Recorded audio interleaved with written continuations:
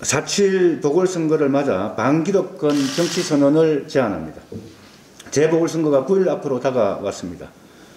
대한민국의 제1, 2도시의 시장을 뽑는 중요한 선거입니다. 그런데도 우리가 목도하고 있는 것은 사상 최악의 네거티브 공방과 수준 이하의 막말들입니다. 성평등 가치는 실종되었습니다. 네거티브 공방은 도를 넘었습니다. 가장 치열한 정책 경쟁은 오직 개발 경쟁뿐입니다. 가장 큰 원인은 책임 정치를 자신의 입맛대로 해석하여 당헌까지 고쳐가며 후보를 내고 선거 당선과 표를 위해서라면 과정을 철저히 무시하고 있는 더불어민주당에 있습니다. 내 삶을 바꿔줄 거라 믿었던 만큼 큰 배신감을 느낀 국민들은 집권 여당에 실망해서 떠밀리듯 국민의힘으로 향하고 있습니다. 하지만 정권 심판을 외칠 뿐 사사건건 개혁에 발목 잡는 국민의힘은 결코 대안이 될 수 없습니다. 그대 양당은 서로의 기득권을 수호하기 위해 이익동맹을 견고하게 맺고 있습니다. 하지만 이 바깥에는 코로나 희생을 감당하는 자영업자들, 언제 또 부고를 들어야 할지 모르는 필수 노동자들, 차별에 의해 고통받는 소수자들이 있습니다. 기득권의 경쟁에서 배제된 다수의 국민들, 이들과 함께 미래로 가겠습니다. 4.7 보궐선거에서 불평등, 기후위기, 차별에 맞서는 다수의 국민들과 함께 반기득권 정치선언을 제안합니다. 그곳에 서 있는 어느 정당 누구와도 만나고 손잡겠습니다. 정의당은 반기득권 정치선언을 추진하는 동시에 오는 30일부터 전국 순회에 나섭니다. 바로 부동산 투기공화국 해체를 위해서입니다. 땀의 가치를 부정하는 부동산 투기를 뿌리부터 건절해야 합니다. LH 방지 5법만으로는 근본적인 해결책이 될 수 없습니다. 제2의 토지공개념 전면 도입을 적극 추진하겠습니다.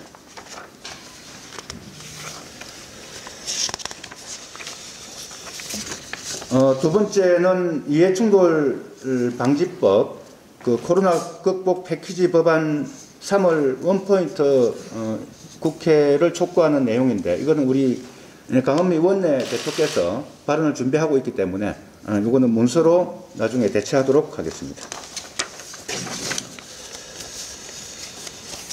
주요 당직 추가 인선을 말씀드리겠습니다. 정책위 의장의 장혜영 국회의원이 교육연수원장의 부평구 의원 재선을 지낸 이소헌 현 인천시당 대변인이 역할을 맡게 되었습니다. 약속드린 대로 지역과 중앙에서 훈련된 정치인을 주요 당직의 전면에 배치하여 정의당의 정치를 강화하겠습니다. 이외에도 어려운 시기임에도 불구하고 주요 당직을 수락해 주신 박원석 사무총장을 비롯한 전직 국회의원, 지방의원 여러분께 다시 한번 진심으로 감사를 드립니다. 대선 지방선거를 고려하여 가장 적합한 인물을 찾기 위해 정책위 의장 인선에 많은 고민이 있었고 몇 가지 기준을 세워 인선을 결정하였습니다. 먼저 대선을 앞두고 더욱 치열해진 정치 세력 간 경쟁에 대응하기 위해 현직 의원을 인선하겠다는 원칙을 제일 먼저 세웠습니다. 두 번째, 정의당의 비전이 담긴 정책 의제를 가장 설득력 있게 전달할 수 있는지를 중요하게 봤습니다. 마지막으로 불완전 노동으로 가장 힘든 삶을 살아가는 청년들을 위한 정책을 펼쳐나갈 적합한 인물이 누구인지를 고려했습니다. 장혜영 의원은 이와 같은 기준에 부합하는 것은 물론 더 많은 일을 해줄 것이라 기대를 합니다. 더불어서 청년 정치인이 정의당 정치활동 중심에 함께 한다는 의미도 담았습니다. 교육연수원장은 당의 당직자, 공직자는 물론 당원 전체의 교육과 훈련을 담당하는 핵심적 기관입니다. 정의당에는 타 정당과 다르게 성평등, 장애평등, 인권교육을 의무교육으로 시행하고 있습니다. 교육연수원장은 이를 총괄하는 역할을 하게 됩니다. 지방의원은 물론 당의 최고위원, 혁신위원을 두루 거친 이소헌 전 의원이 훌륭하게 역할을 해주실 거라 믿어 의심치 않습니다. 이렇게 당의 주요 당직 인선을 마쳤습니다. 함께 당을 이끌어갈 모든 분들께 감사드리며 응원과 격려를 보내주시기 바랍니다. 이상입니다. 네. 오늘은 세 가지 말씀드리겠습니다. 미얀마 군부 쿠데타 관련입니다. 미얀마 군부의 폭주가 점입 가경입니다. 지난 주말에만 군부의 유혈 진압으로 숨진 국민은 100명이 넘고 군부의 유혈 진압으로 숨진 시민은 현재까지 450명에 육박하게 됐습니다. 심지어 어린 아이들까지 포함되어 국제사회에 충격을 더하고 있습니다. 그야말로 천인공노할 일입니다. 비무장 시민들에게까지 총을 겨누는 군부에게 더 이상의 그 어떠한 명분도 있을 수 없습니다. 미얀마 시민들이 열망하는 민주화는 막을 수도 막아서도 안 되는 거스를 수 없는 시대적 숙명이라는 것을 미얀마 군부는 외면하고 있습니다. 미얀마의 임시정부 격인 연방의회 대표위원회가 포스코 인터내셔널에 현지 가스전 대금 지급 중단 요청을 했다는 사실이 보도되었습니다. 사업이익이 쿠데타 군부로 가는 것을 막기 위해서입니다. 한국의 기업이 미얀마 군부의 자금줄이 되어 결과적으로 미얀마의 민주화를 가로막는 상황이 되고 있습니다. 있어서는 안 될 일입니다. 즉각 중단할 것을 촉구합니다. 국제사회 역시 가능한 모든 수단을 동원해 미얀마 군부를 압박해야만 합니다. 미얀마 사태에 어떤 강력한 국제적 연대를 보내는가가 곧 각 국가가 지향하는 민주주의의 바로미터로 보여질 것입니다. 책임 있는 태도로 보이길 촉구하며 정의당은 오늘 또 미얀마의 민주주의를 위해 연대의 뜻을 보내겠습니다. 희생자들을 향해 애도를 표합니다. 포스코 포항제철소 안전보건진단 관련한 이야기입니다. 3월 22일 고용노동부 포항지청이 포스코 포항제철소 전 공정에 대해 안전보건 종합진단 명령을 내린 것으로 확인됐습니다. 지난 5달 동안 6명이 중대재해로 사망하고 나서야 내려진 늑장 진단 명령인 만큼 더욱 철저하고 제대로 진단할 것을 촉구합니다. 포스코에서 중대재해가 연일 발생하는 만큼 이번 종합진단 역시도 특단의 종합진단이 되어야 합니다. 포스코는 국가 중요시설인 이유로 노동자들, 특히 하청 노동자들에게 사업장 내 위험 요소에 대한 정보를 극도로 통제해왔습니다. 그렇게 이번 종합진단은 포스코 포항제철소의 전체 공정에 대해 빠짐없이 이루어져야 하며 노동자들의 참여가 반드시 이루어져야 합니다. 공장 내의 설비뿐 아니라 계속해서 사고가 발생하고 있는 사업장 내 도로에 대한 점검도 필요합니다. 포스코는 모든 노동자에게 작업 중지권이 있다고 강변하지만 작업 중지권이 있어도 쓸 수 없는 상황이면 무슨 필요가 있습니까? 안전보건 관리 체계뿐 아니라 포스코라는 기업의 조직 문화에 대한 점검도 이루어져야 합니다. 포스코의 중대재해는 단지 한 사업장의 문제가 아니라 대기업이 일으킨 사회적 참사인 만큼 종합진단의 진행 사항과 결과는 기업의 영업비밀이라는 면목 뒤에 숨길 게 아니라 적어도 국회에서 보고되어야 합니다. 오늘 저는 포스코 포항제철소를 방문합니다. 방문하면서 대구지방고용노동청장을 통해 포스코 중대재해 대책을 듣고 사고 현장을 방문해 안전조치 등이 어떻게 이루어졌는지 확인할 것입니다. 방문 후에는 지역의 시민사회단체, 노동조합들과의 간담회를 통해 죽음의 현장을 바꿀 수 있도록 함께 힘을 모아 나갈 것입니다. 마지막으로 이해충돌방지법 관련해서 한 말씀 드리겠습니다. 어제 더불어민주당 김태년 원내대표가 3월 원포인트 본회의를 열어서라도 이해충돌방지법 처리를 하자고 제안했습니다. 적극 환영합니다. 이 제안이 4.7 재보궐선거용 임시방편이 아니길 바랍니다. 정의당도 적극적으로 함께하겠습니다. 국민의힘도 선거에는 이용하되 법을 만들지는 않겠다는 자세라면 시민들의 심판을 피할 수 없을 것입니다. 지난주 발표된 2021년 고위공직자 재산신고 현황에 따르면 중앙정부 고위공직자 절반은 토지를 보유한 것으로 나타났습니다. 일부는 상기 신도시를 포함하고 있었고 개발 호재의 땅을 보유한 고위공직자 역시 다수였습니다. 정부 합동수사본부에 따르면 국회의원 등을 포함한 공직자와 가족 400여 명이 수사 대상에 포함되어 있습니다. 전남, 경기, 세종 등 지방정부에서도 투기 의혹 공직자를 고발하고 있습니다. 투기 의혹과 차명거래 의혹이 있는 공직자와 가족 등을 예외 없이 수사하고 불법이 확인되면 강력히 처벌해야 합니다. 현재 공직자의 재산 공개만으로는 조사 권한과 처벌의 근거가 없습니다. 근본적인 해결책을 모색하려면 이해충돌 방지법 제정이 반드시 필요합니다. 공직자의 투기를 사전에 차단하고 이해충돌 여부를 법적으로 가리면 될 일입니다. 이미 국민 10명 중 8명은 이해충돌 방지법 제정이 필요하다고 답하고 있습니다.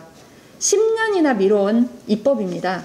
이해충돌 방지법에 대한 대다수 국민들의 요구와 지난 10년 동안 사회적으로 논의된 내용들이 있기에 법안 검토 시간이 촉박하다는 것은 핑계가 될 수 없습니다. 오늘부터 당장 심사를 시작해 밤을 새 논의하더라도 3월 중 원포인트 본회의를 통해 이해충돌 방지법을 즉각 처리할 것을 촉구합니다. 2017년도 유엔 장애인 권리위원회의 일반 논평 5호에 따르면 장애인 시설화 정책이 의존과 고립과 분리로 이어진다는 이어진다고 했습니다. 한국은 유엔 장애인 권리협약 비준 당사국으로서 장애인 자립생활과 지역사회 포용을 실현하기 위한 정책까지를 추진해야 합니다. 문재인 대통령도 국정과제 42번으로 장애인 탈시설 등 지역사회 정착 환경 조성을 약속한 바 있습니다. 하지만 구체적인 정책 로드맵이나 예산 확보가 되어 있지 않고 있습니다. 21대 국회는 장애인 탈시설 지원법이 발의되었고, 이런 상황에서 지난 3월 23일 정세균 국무총리가 22차 장애인 정책조정위원회를 열고 정부가 올해 장애인이 지역사회 자립 지원에 대한 국가 지자체 책임 명문화 및 탈시설 장애인에 대한 지역사회 지원 로드맵을 수립하겠다고 했습니다. 하지만 시설 장애인 지역사회 전환 및 자립 지원 강화의 세부 내용을 살펴보면 중앙장애인 자립지원센터를 신규 설치한다는 내용이 포함되어 있습니다. 여기서 탈시설이라는 용어는 삭제되었습니다. 보건복지부가 탈시설 정책에 탈시설이라는 용어를 사용하지 않는 이유가 무엇입니까? 그동안 국가가 장애인 정책을 시설 수용 정책으로 시행해온 인권 침해의 역사를 반성하고 탈시설 정책을 전면에 배치함에도 불구하고 이를 주저하고 있는 것은 아닌가 의심하지 않을 수 없습니다. 탈시설 정책은 시설 거주 장애인이 지역사회로 통합되고 포용되는 과정과 탈시설 장애인이 지역사회에 살아갈 수 있는 지원 과정이 연결되도록 하는 세밀한 정책이 필요합니다. 그렇기 때문에 탈시설이라는 용어가 없는 중앙장애인 자립지원센터가 아닌 중앙장애인 탈시설 지원센터로 명명해야 합니다. 정의당은 지난 3월 19일 국회 앞 이룸센터에서 100여 명의 탈시설 당사자가 장애인 탈시설 지원법을 제정되길 간절히 바라는 편지를 전달받았습니다. 다시는 시설로 돌아가지 않겠다라는 말을 기억하고 장애인 탈시설 지원법 제정에 노력할 것이며 정부의 장애인 탈시설 정책에 정부가 장애인 탈시설 지원 정책을 올바르게 추진될 수 있도록 목소리를 내도록 하겠습니다. 이상입니다. LH 토지주택공사 직원들의 투기로 시작된 국민들의 분노는 식을 줄 모르고 더욱 거세지고 있습니다. 공직자의 부동산 투기 문제를 해결하겠다며 경쟁하듯이 전수조사하자, 특검하자, 국정조사 실시하자던 거대 양당은 정기국회가 끝나도록 제대로 된 법을 내놓지 못했습니다. 혹시나 했던 국민들은 역시나 하면서 실망감을 감추지 못하고 있습니다. 4.7 재보궐선거는 시작되었습니다. 여당의 부동산 정책 실패를 심판하고자 하는 국민은 부동산 투기 의혹을 받으면서도 거짓말로 위기만 모면하려는 제1야당 후보들을 지지할 수도 없어서 분통이 터집니다. 대한민국을 질곡으로 밀어넣은 부동산 투기를 발본색원할 수 있는 근본적이고도 실효성 있는 대책을 마련하는데 예외가 있을 수 없습니다. 공직자뿐 아니라 개발 정보에 접근할 가능성이 있는 전 현직, 선출직 공직자와 각종 위원회, 민관, 위원을 포함해서 전수조사해야 하고 불법적으로 증식된 재산은 징벌적 재산 환수를 통해 정의를 다시 세워야만 합니다. 부동산 투기 공화국을 해체하고 대한민국을 다시 세운다는 각오로 특별법 제정에 함께해 나갑시다. 정책실장이 주택임대차보호법 개정안이 시행되기 직전 본인 소유의 아파트 전셋값을 14% 넘게 올린 것이 확인됐습니다. 세입자 보호를 위해 임대료를 5% 이상 올리지 못하도록 규정한 것이 임대차 보호법인데 법 시행 단 이틀 전에 전셋값을 올린 것입니다. 당시 이 법 시행이 예고되자 집주인들이 너도나도 전셋값을 올려 정책 부작용이 나타났던 바 있습니다. 정부 정책에 누구보다 책임 있는 청와대 정책실장이 정부 정책 부작용에 가담했던 셈입니다. 국민들더러 전셋값 올리지 말라던 서민의 삶을 돌보는 정책실장인 줄 알았더니 울며 겨자 먹기로 전셋값 올려드려야 하는 집주인이었습니다. 김 실장에게 염치가 있다면 부끄러워야 마땅할 것입니다. 민주당과 현 정부의 정적은 바깥에 있는 것이 아니라 내부에 있습니다. 세상의 개혁과 진보를 외치면서도 자신의 작은 기득권을 손에서 놓을 수 없었던 위선이 자꾸만 자당의 위기를 자초하는 형국입니다. 민주당은 기득권과 싸운다 말하지만 실상은 스스로가 이미 기득권입니다.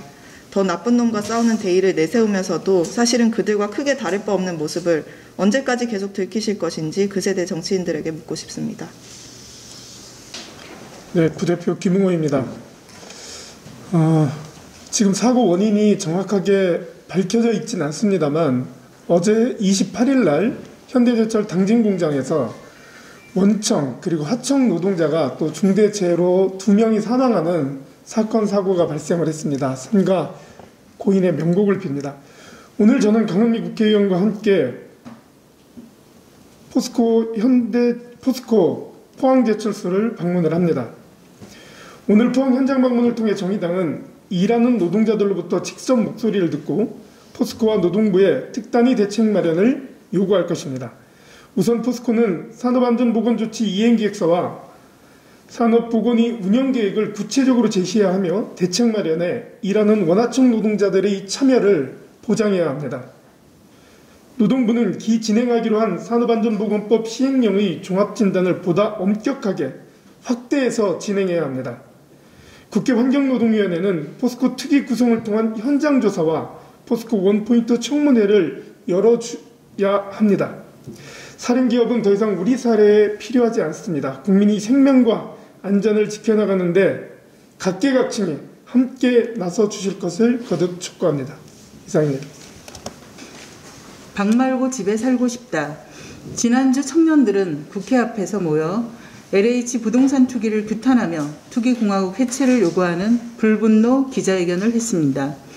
집은 꿈도 못 꾸고 지옥골을 비롯한 좁은 방을 전전하는 청년들이 방 말고 집에 살고 싶다는 요구는 너무나 당연한 요구입니다. 청년들이 방 말고 집에 살고 싶다는 외침은 서울시장 보궐선거 양당 기득권 후보들에게는 대답 없는 메아리입니다. 박영선, 오세훈 후보는 오히려 강남 재건축, 재개발에 대한 규제 완화를 앞다퉈 지르기에 바쁜 상황입니다. 청년을 비롯한 집 없는 서민을 위한 공공주택 개발과 주거복지 확대보다는 개발업자들 이익을 위해 앞장서는 모습에 개탄하지 않을 수 없습니다. 다시 MB시대 개발로 돌아간다는 비판은 두 후보 모두에게 똑같은 비판이 아닐 수 없습니다. 특히 최근 논란이 되고 있는 오세훈 후보의 내곡동 땅 관련 관여 해명이 석연치 않습니다. 분명한 해명과 책임 있는 입장을 촉구합니다. 서울시장 보궐선거는 그 시금석인데 당장 개발 중심 공약을 철회하고 주거 소외자를 위한 정책을 촉구합니다. 예, 이상입니다. 저는 오늘 정의당의 정책위원회 의장으로 내정되었습니다. 정책에도 심장이 있습니다. 정책의 심장은 시민 한 사람 한 사람의 삶이고 경험입니다. 우리의 정책이 시민들의 눈물과 웃음에 꿈과 희망에 단단히 뿌리내리고 무럭무럭 자랄 때 미래는 비로소 우리에게 올 수 있습니다. 저는 할 수 있는 모든 방법으로 시민들의 생생한 삶의 경험을 정의당의 정책으로 연결하겠습니다. 미래란 말뿐인 선거 슬로건이 아니라 행동으로 만드는 변화임을 당원 여러분 그리고 시민 여러분과 함께 증명하겠습니다. 정치를 시작하는 그 순간부터 나중에 아닌 지금 당장의 변화를 일으키는 정치를 하겠다고 다짐했습니다. 가장 취약한 시민의 눈으로 세상을 보는 정치를 하겠다고 마음먹었습니다. 그것은 정의당의 가치이기도 합니다. 정의당이 새로운 도약을 준비하는 이 시기에 중책을 맡으며 그 초심을 다시 한번 되새깁니다. 다시 뛰는 정의당은 멈춰버린 정치의 심장을 다시 뛰게 할 것입니다. 저 또한 여영국 대표님과 새로운 지도부, 사랑하는 당원 여러분, 그리고 시민 여러분과 함께 정의당의 새로운 정책의 의장으로서 심장이 터져라 뛰겠습니다. 함께 뛰어주십시오. 감사합니다.